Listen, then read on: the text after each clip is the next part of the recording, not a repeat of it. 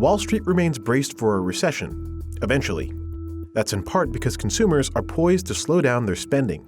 March was really kind of a big month in terms of spending slowdown, but it's not just bad news. We're not seeing things deteriorating at a really rapid pace, but the slowdown is there. But a recession may never materialize if consumers keep spending. I continue to think that it's possible that this time is really different. And the reason is there's just so much excess demand, really, in the labor market. I mean, it's been amazing how resilient, in a way, the consumer has been to this inflationary shock. The consumer is still very strong. They're just spending differently. People are still spending, and that has been important to the economy. We've been talking about the possibility of recession for what felt like, a very, very long time. And for now, the global economy is holding up. But some people are reining in their budgets. I don't like to save my money, and that was part of the problem. I like to spend money.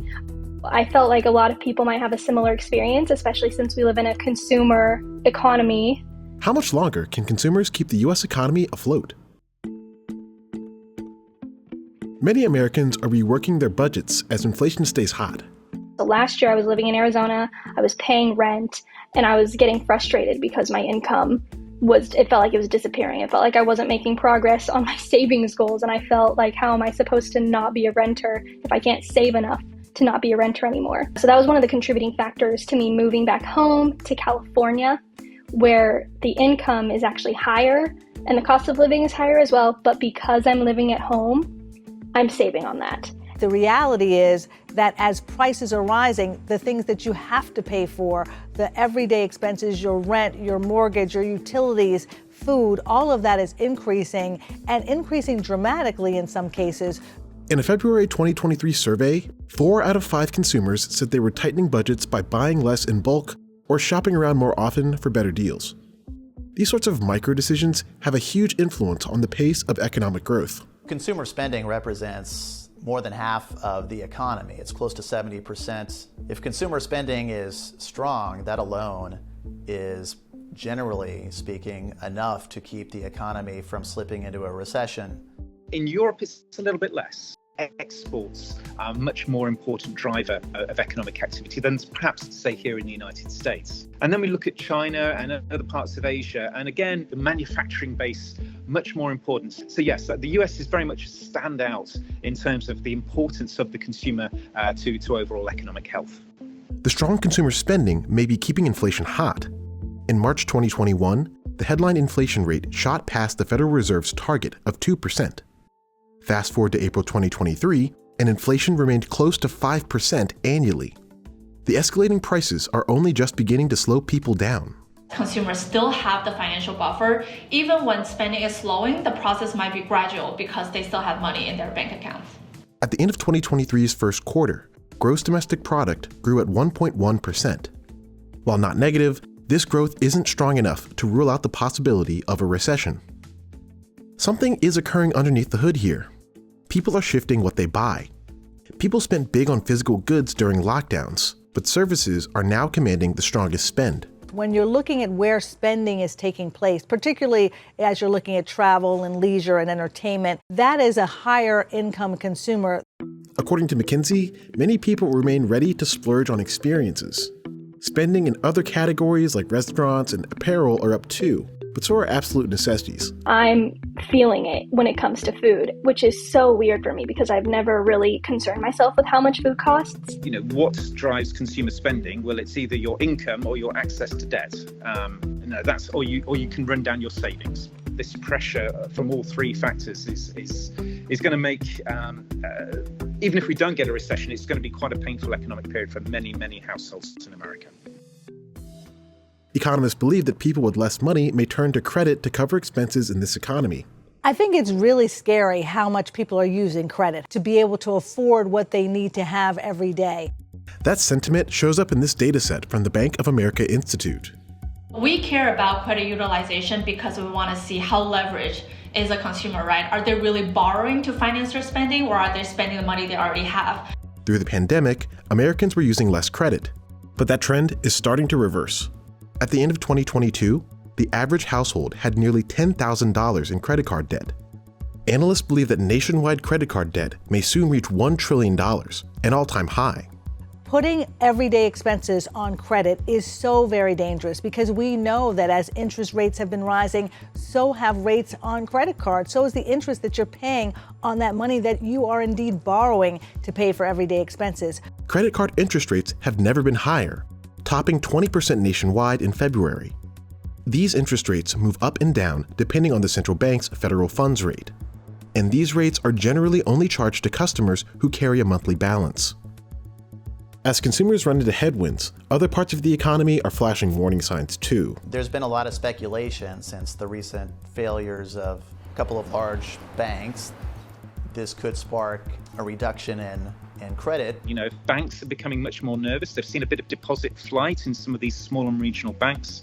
This combination of higher borrowing costs and reduced access to credit, this double pincer movement, if you like, on the household and the corporate sector of America is, I think, what could be really, really concerning and damaging for the growth prospects. While the average consumer is doing well, the economy is split. This demand could be driven by strong growth in assets, particularly housing. In the US, home prices have risen nationwide by more than 30% since 2020. Roughly 2/3 of US households own a home. Economists believe that these house price increases can amplify spending. If you do in fact have equity in your home, you may potentially be in the market for a home equity line of credit. This is the ability to borrow against your home value.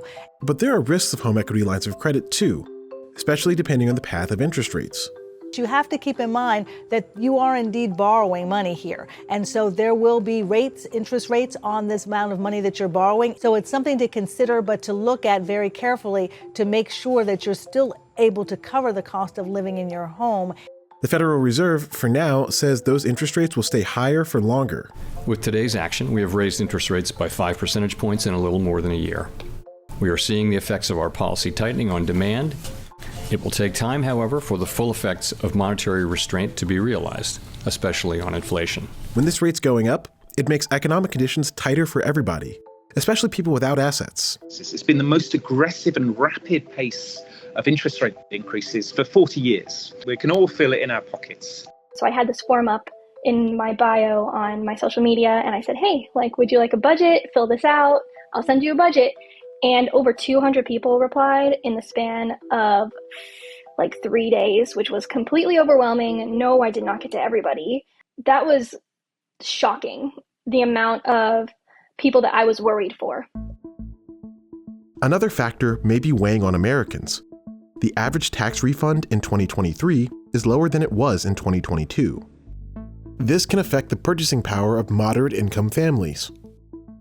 But another positive sign for the lower income is that their wage level, their wage growth is still the highest among all income cohorts. And now if you think about the other side of income spectrum, the higher income folks, our data is showing that their wage levels are falling, right? What they're making in the paycheck right now might be smaller than a year ago, but they're not seeing so much of a drawdown in their bank savings because they presumably accumulate a lot of savings over the pandemic. So with these two factors combined, I think both ends of income spectrum are facing some headwind, but there's other counter factor that provides additional buffer to them. Leading economists haven't declared a recession as of May 2023, but some do see early signs of a slowdown mounting. I think if you view this post-COVID recovery as an era that has been elevating into the atmosphere, I think it's losing its energy now. It hasn't yet started to turn down, but I think it's clearly facing stronger headwinds now. I think it's unlikely that we're currently in a recession, and probably the biggest reason for that is that the labor market is as strong as it is. Many of those open jobs are in demanding industries like food and hospitality. The future path of the economy could depend on whether businesses can pay these workers a living wage. From an incomes perspective, they're not as good as perhaps they were.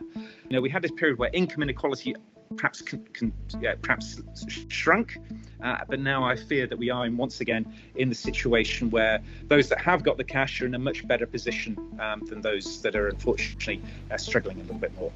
I think many people are still living paycheck to paycheck. So this is not pain, financial pain that's only facing a few. It's facing the majority of Americans, regardless of how much money they're making.